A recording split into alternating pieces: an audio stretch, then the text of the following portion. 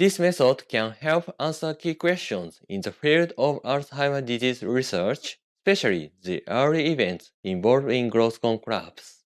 The main advantage of this technique is to make it possible to visualize and analyze axonal growth cones immediately after amyloid-β treatment.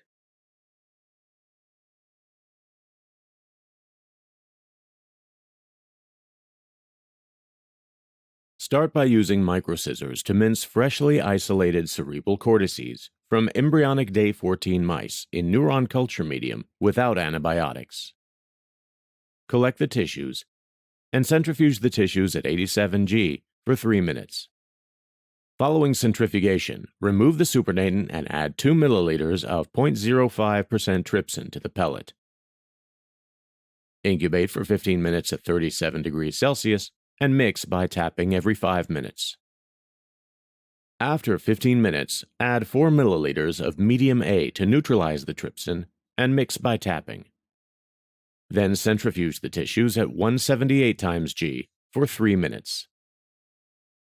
After removing the supernatant, add DNase and soybean trypsin inhibitor solution and incubate for 15 minutes at 37 degrees Celsius with mixing every 5 minutes as before.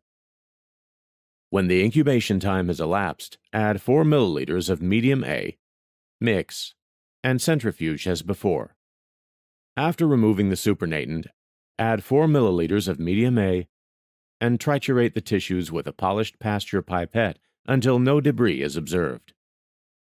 Next, filter the triturated tissues with